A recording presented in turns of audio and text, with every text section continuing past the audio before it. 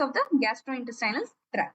So gastro means the stomach and enteritis means the intestine. So basically the stomach and intestinal infections, that is your itis. So how does this happen? Either by viral infection, bacterial infection,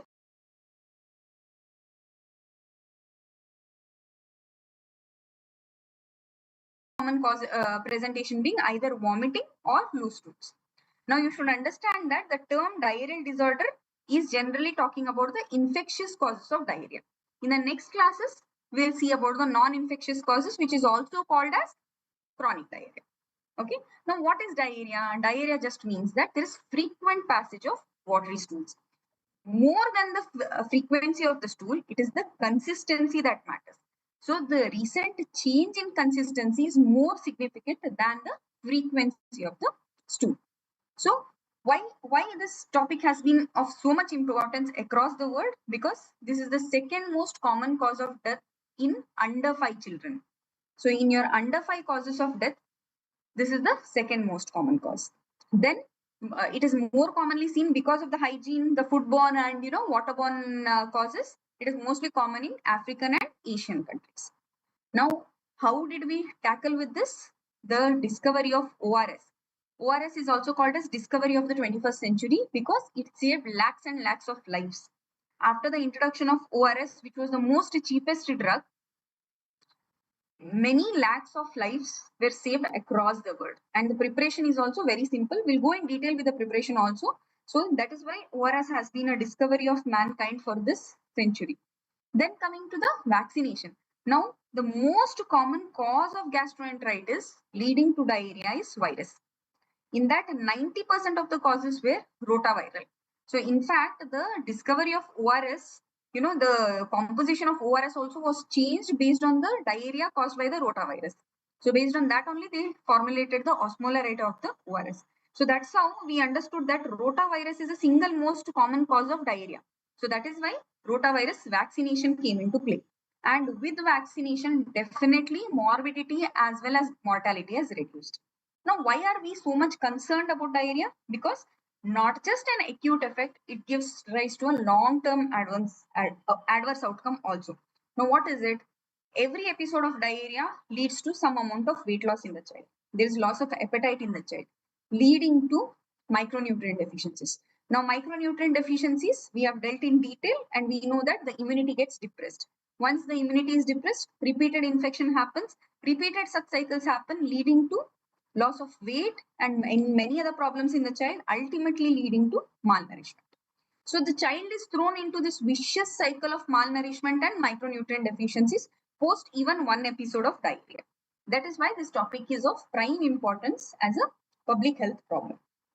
Coming to etiology. Now we know 70% of the causes are because of virus. In that, 90% is again because of rotavirus. Now we have a vaccine for it. The other causes are norovirus, enteric adenovirus, enteroviruses, astrovirus, and calcivirus. The second cause is bacteria. Now in bacteria, you can remember it as Salmonella, Shigella, E. coli. So Salmonella में Salmonella typhi, paratyphi, and non-typhoid Salmonella. In Shigella species, Shigella and its friend, that is Yersinia enterocolitica. In E. coli, enteropathogenic E. coli and Shiga toxin producing E. coli.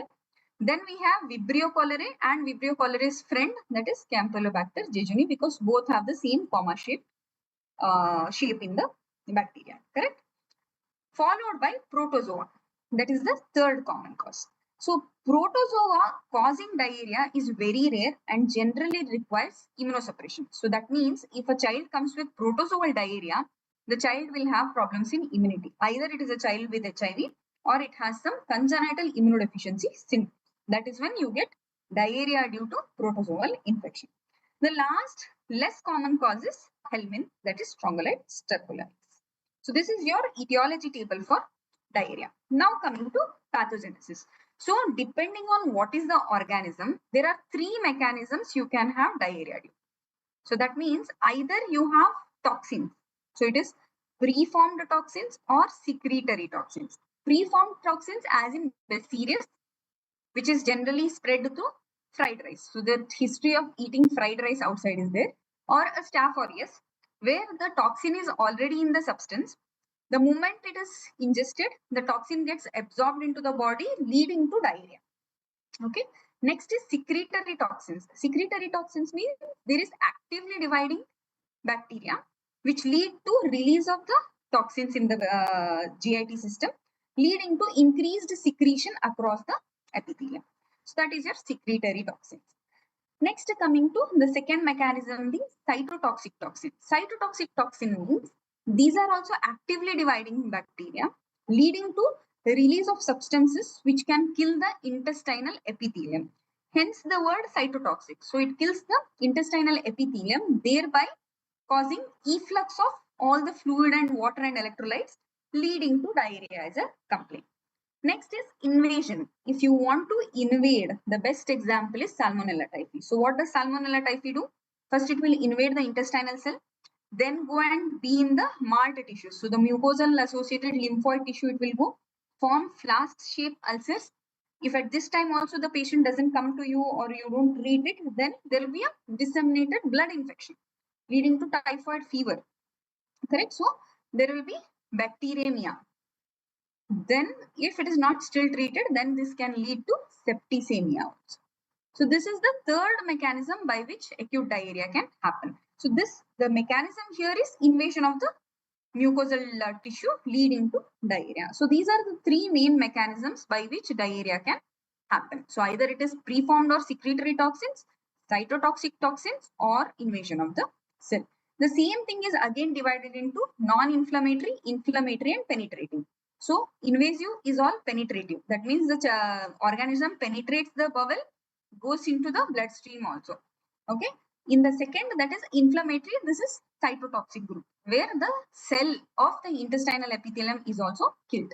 So here it is more of secretory toxin or the preformed toxin, which will lead to a watery diarrhea, but less inflammation in the gut. So that is why when you do a stool examination is generally not done for acute diarrhea. I want you to remember that for the first 7 days, generally we don't do a stool examination. But if it persists, that means the diarrhea is not settling in 7 days, then we think of stool examination, where if there is fetal leukocytes, that means there is inflammation. So that will go to the second and third category. Correct? So if there are no leukocytes and no increase in lactoferrin, then it is probably the first type, which will generally settle within 7 days. Okay. But the other two varieties will have increased leukocytes in the stool grouping. So the respective examples we have already dealt with. So how do we classify diarrheal disorders?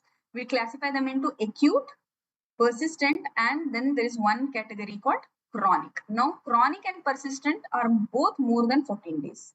Okay, so acute diarrhea is generally infective, settles in 7 days. Persistent diarrhea is, it starts like acute, it looks like an infective diarrhea. The infection is treated, but the diarrhea still persists and goes beyond 14 days. So that is persistent diarrhea. Now, what is chronic diarrhea? Chronic diarrhea is not infective at all. It has many other causes which leads to diarrhea, which remains for more than 14 days, but it was never infective to start with.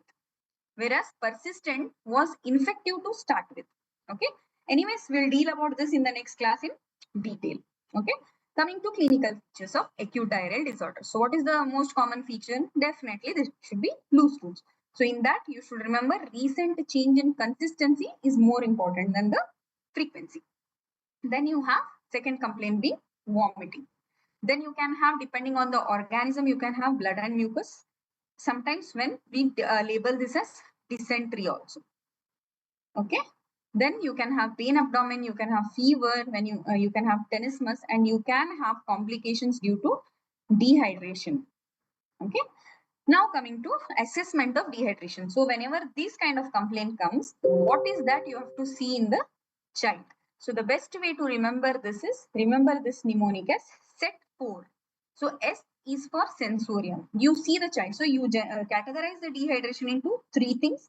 No dehydration, some dehydration, severe dehydration. Remember these, it is not mild, moderate, severe. It is no dehydration, it is some, and it is severe. It is renamed already. No dehydration, generally we have 3% water loss from the body weight. So some dehydration up to 6% of water loss from your body weight. Severe dehydration is more than 9%, or you remember it as more than 10% of body weight loss. Okay. Now, how do we remember the categories of dehydration? You remember the mnemonic set 4. Now, what is S? S is for sensorium. You see the child, whether the child is active, alert, or is it excessively crying and just irritable, or is he very lethargic and not responding much. So, if he's a well alert child, he'll be no dehydration. If he's a restless and irritable child, he's some dehydration. If he's a lethargic or unconscious child, he's a severe dehydration. Next is E. E is for eyes. You see the eyes, whether it is a normal eye or is it a sunken eye or a very sunken and dry eye. So now sunken is a little subjective finding. So you have to ask mother here. How does this eye look to you? Does it look sunken to you? That is what you have to ask the mother. And if she says yes, then it fits into your some dehydration, and then your very sunken will fit into your severe dehydration. Next is T4. That means there are 4 T's. First T is tears. You see the eyes of the child when the child is crying. If tears are present, it is no dehydration. If it is absent, either it is some or it is severe. Next is tongue. So you see the mouth and tongue. If it is moist, it is no dehydration. If it is dry, it is some dehydration. If it is a very dry, it is a severe dehydration. Now, how do you check this? You can actually swipe the finger inside the mouth with a gloved hand and you can see whether it is actually dry. Okay. Or sometimes visual examination itself will be enough. Next T is thirst. How does the child drink water? Does it drink normally? That is when you force and you make the child drink. Then it is no dehydration. If the child is thirsty and he is asking for water and drinking eagerly, then it is some dehydration. If he doesn't drink at all and is almost like lethargic, then it fits into severe dehydration. So the last T is turgor. So skin turgor you see. So T4 may tears, thirst, tongue and turgor. So if in the tongue turgor, what do you do is you pinch the abdominal skin for 2 seconds, 1001, 1002 and you leave it. And if it goes back immediately, then it is no dehydration.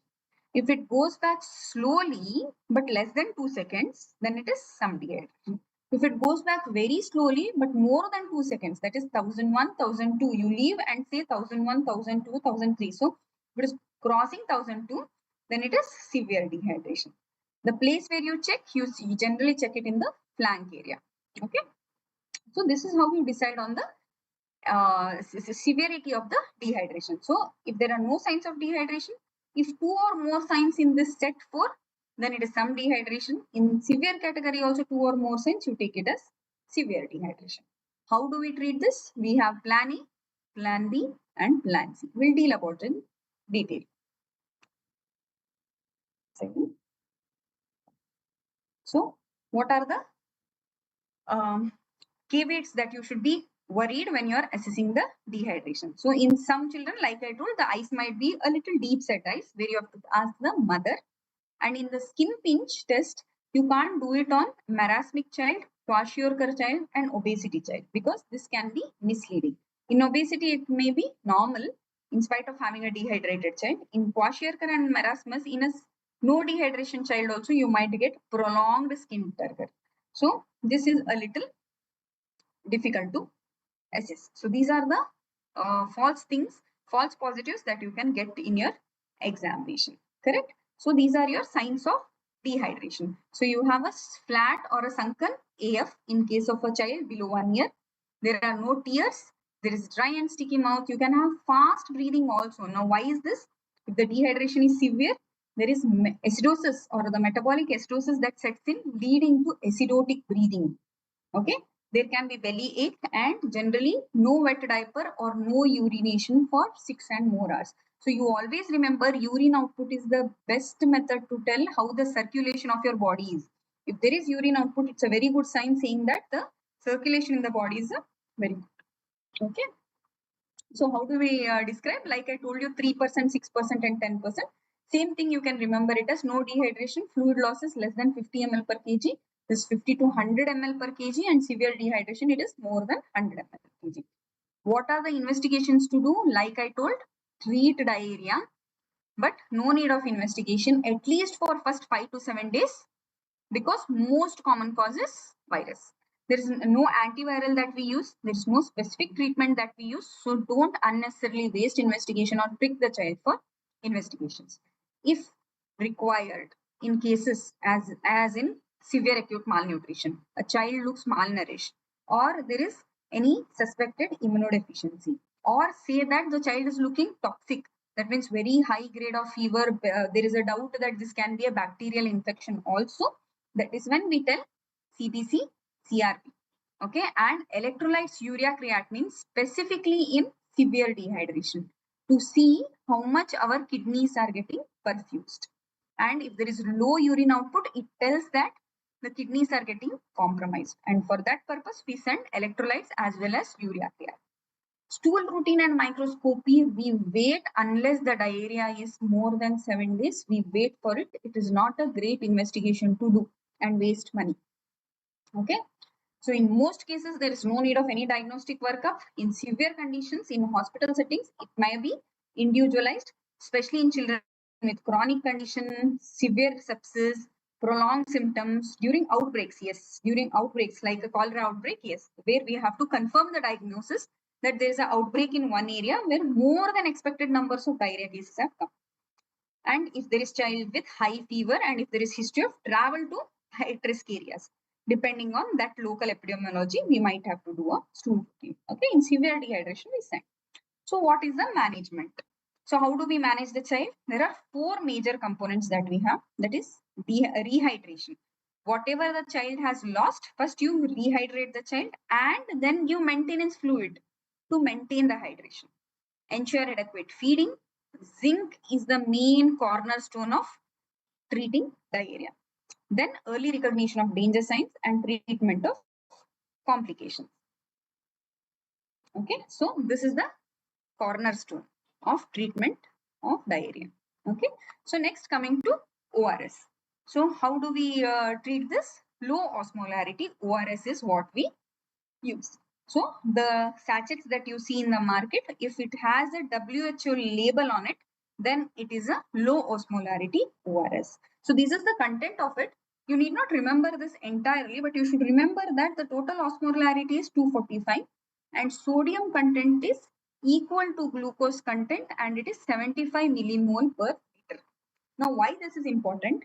You should understand that the ORS works on the principle of glucose dependent sodium pump.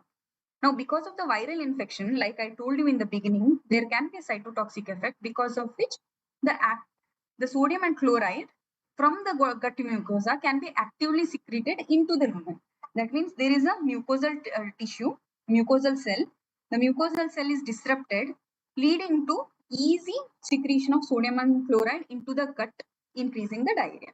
Now, whenever you give ORS depends on glucose dependent sodium pump. So whatever glucose is there, the 75 millimole in the ORS gets absorbed through this intact and functional pump. Following glucose, sodium also goes, and following sodium, water molecule also goes, leading to rehydration. Okay, now how much goes?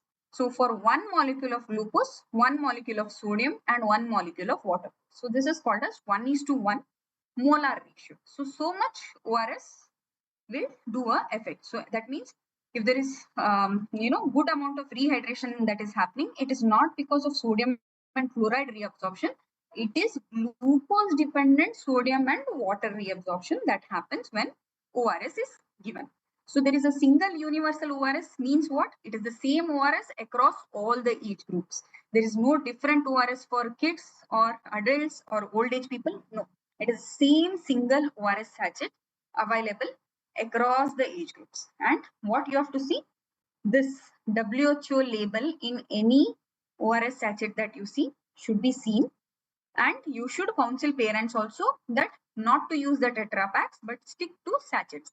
So there are 2 types of sachets that we get, one sachet for 1 liter water bottle, the other one for 200 ml of water bottle or 200 ml of water. So how do we prepare this? We'll come to this. So low osmolarity, it reduces the stool output, it decreases vomiting also and reduces the chance of IV rehydration IV therapy always has its own risk with infection, hyponatremia. So that also can be avoided. Okay. Now, what are home available foods that are okay to give during diarrhea? So one is best is ORS. Get ORS in your home, prepare it in and start using it. Or use salted drinks like salted rice water, salted yogurt drink. You can even use vegetable and chicken soup with a pinch of salt in it. Those that do not contain salt are also acceptable because that leads to some amount of hydration. Those are unsalted soup, unsalted yogurt, coconut water. Okay. Tea is not preferred. This is wrong. Tea is not preferred. Fresh fruit juice also are not preferred.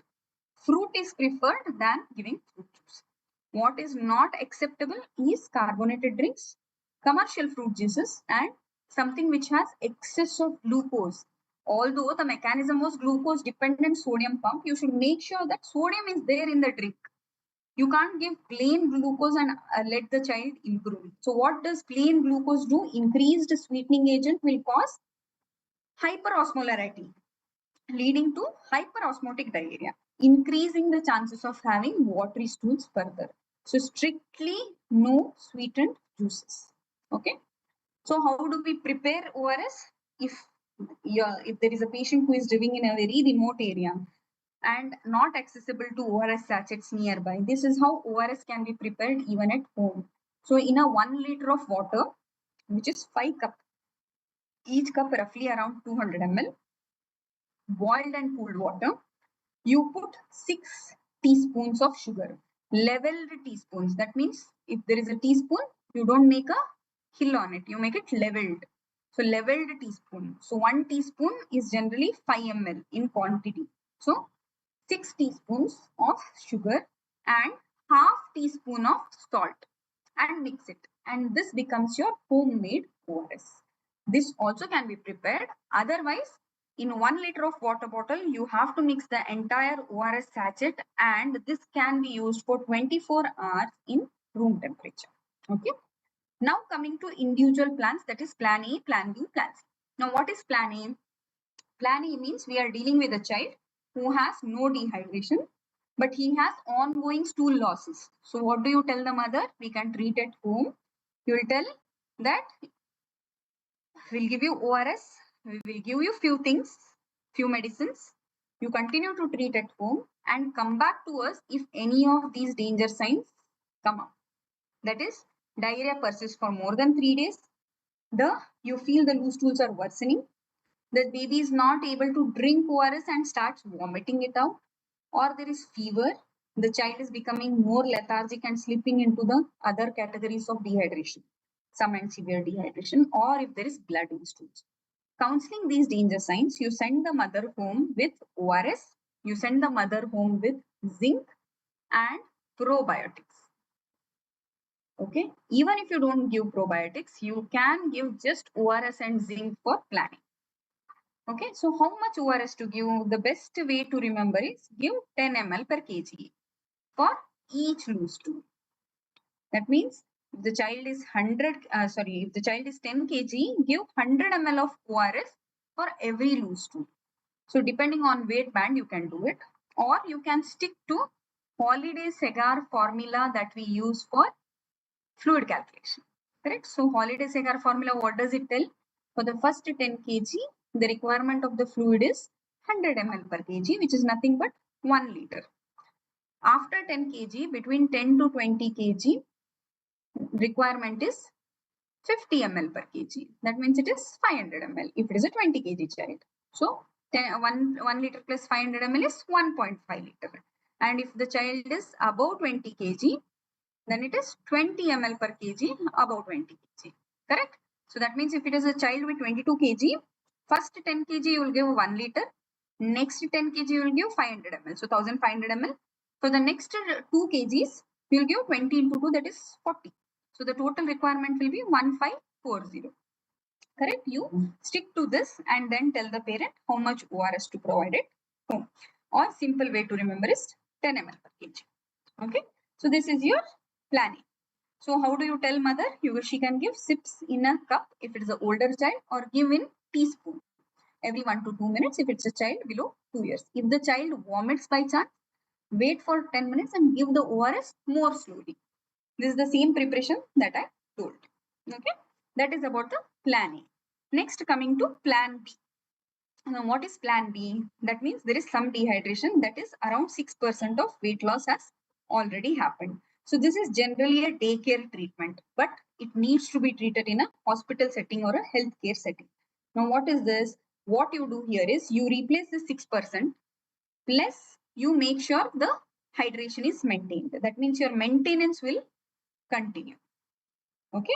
So what do we do for the replacement? We have something called as, so this is the same holiday cigar formula that I told you. So for the replacement, what do? You give 75 ml of per kg of ORS over 4 hours. So that means, see, there is a 10 kg child. You will give 750 ml over 4 hours. That roughly comes to 200 ml every hour. And at the end of 4 hours, you again assess based on our set 4 criteria. Correct? Now, if the child still falls into moderate dehydration, you repeat plan B. If the child falls into mild dehydration, you send the child home. Mild, no dehydration. Some dehydration. So if the child falls into severe dehydration category, you refer the child or you admit the child. Correct? So after 4 hours, you have to assess using the same set 4 criteria that we discussed. So this is a very effective therapy, plan B. We have avoided a lot of admissions and unnecessary hospital stay because of this. So plan B works wonders. Okay, you should just know that you should monitor the child for 4 hours in a health center or a healthcare facility. So when does this plan B generally is ineffective? If the child is not able to take, there is vomiting, or if it is a high stool purge rate, or if there is paralytic ileus, and if your ORS preparation is not appropriate. Instead of adding for 1 liter, if you add it for 2 liter water bottle, it won't be an adequate preparation. So the preparation of ORS is, although very simple, needs to be told clearly to the patient and even to our students. So 1 liter packet in 1 liter of water bottle. No sharing, I'm making half also. So 500 ml bottle ke liye aadha dala, that is also not accepted. So complete 1 liter and 1 sachet should be followed. So at the end of 4 hours, if the child has been shifted to no dehydration category, then you send the child home saying that give 10 ml per kg of replacement ORS with every loose stools, continue breastfeeding, continue semi-solid food, offer plain water also, and come for review regularly. Okay, along with zinc and probiotics again. Next, coming to treatment of severe dehydration or plan C. Now you should understand that plan C may, the severe dehydration, you have lost around 10% of body weight. So it is like the child has come to you in shock. So what is the treatment for this? You have to replace 100 ml. So 10 into 10, 100 ml per kg of fluids over 6 hours if it is below 1 year child, and over 3 hours if it's above 1 year child. So smaller the child, more chances of having electrolyte imbalance with rapid infusion of fluids. So we go slow. So that's how you can remember that below 1 year is longer duration, that is 6 hours. Above 1 year, it is shorter duration, that is 3 hours. And every 15 to 30 minutes, you check for pulses and hydration. So this is it. Below 12 months or 1 year, you give 30 ml per kg over 1 hour, remaining 70 ml per kg over 5 hours. Sorry, this is, yeah, correct, over 5 hours. And above 1 year, it is half an hour and 2.5 hours. So this is your plan C. This is 6 hours, this is 3 hours. Okay. So this is how you treat your plan C. So this is the summary of it. Okay, so the same thing what I've described in detail only is mentioned. So after 4 hours, you decide if it is plan B or plan A. Here also, after giving that, whether it is 6 hours or 3 hours, you see if it is still in plan C, then repeat plan C again. Or if it is rehydrated, then shift to plan B or A, depending again on your set 4 criteria for dehydration. So irrespective of whatever you remember or no, you should remember this set 4 criteria. Okay. So what are the additional therapies? Zinc. Now zinc, the dose is 20 mg per day. It is not kg. It is age based. It is not weight based dose. So 20 mg per day for straight 2 weeks. 10 mg per day if it is below 6 months for 2 weeks. Now what is the benefit of zinc? It reduces the fluid content. It helps in better water retention. It helps in healing of the gut mucosa, and it protects the child for next 3 months. This is the most important thing. Okay. And then probiotics also can be given. These are the names that you should remember: Lactobacillus rhamnosus, Saccharomyces boulardii, Bifidobacterium, and Ruteri. So these are the 4 recommended bacteria or probiotics that can be used. So pro, O is for organism. Prebiotics, pre is for things that help the organisms to thrive. Okay, these are the additional therapies. Am I audible? No. I think I was thinking that I'm not audible because the screen started hanging here. Okay, I'm audible, right? Then I'll continue. Yeah. So the other additional therapies are loperamide, which is contraindicated. Ondansetron or antiemetic agents can be given. Enkephalin inhibitors like resicadotril also can be given, although there is limited experience in pediatrics. Okay. So coming to antibiotic use. So do we need to give antibiotics now? Because I told 90% of the cause is viral. So strictly no antibiotics. So these are the only conditions where we give antibiotic if we are dealing with a child below 3 months, because we don't know, it may be a septic child.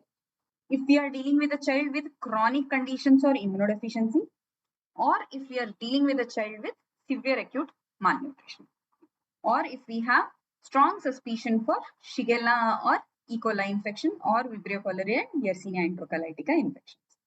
Okay, so these are the only conditions where we use antibiotics, and generally we use antibiotic that is ceftriaxone, or we can even use oral azithromycin and doxycycline when it comes to a Vibrio cholerae outbreak.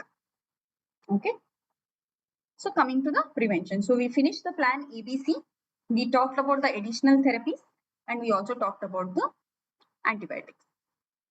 Correct. So next, coming to prevention. So the best way to prevent is exclusive breastfeeding. So exclusive breastfeeding itself is protective to avoid diarrheal disorders in kids. Okay.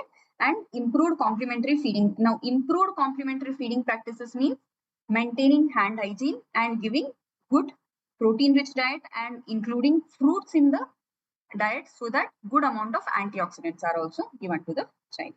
Rotavirus immunization has become a norm now. We give 6, 10 and 14 weeks 3 doses of rotavirus vaccination. Improved water, sanitation, personal and domestic hygiene. So this was the overall approach, how we went through plan ABC. So this is just a short topic, that is diarrhea in SAM. Now diarrhea in SAM, you can't use the set 4 criteria. No using set 4 criteria. You have to assess the child clinically. So how do you assess? If the child has cold hands, low capillary refill and weak and fast pulse, this is a child in shock. If these 3 things are not there, then it is a SAM without shock. SAM with the diarrhea without shock. Okay, so there is nothing like mild, moderate and severe dehydration in SAM. This is one thing you should remember. There is no categories of dehydration in severe acute malnutrition child. Okay. The only thing you can see is eagerness to drink, sunken eyes, and recent change in child's appearance. Okay. So how do we treat it? We use something called as Resamol.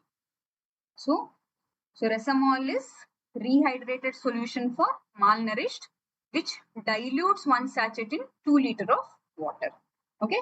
This is a separate Resamol sachet which is high in potassium and low in sodium.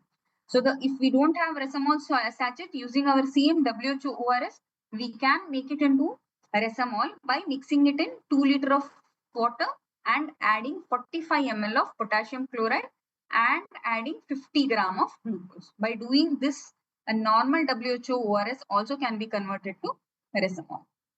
Okay, and preferably in SAM, we stick to oral rehydration. We avoid IV. Only if there is shock, we give IV fluid.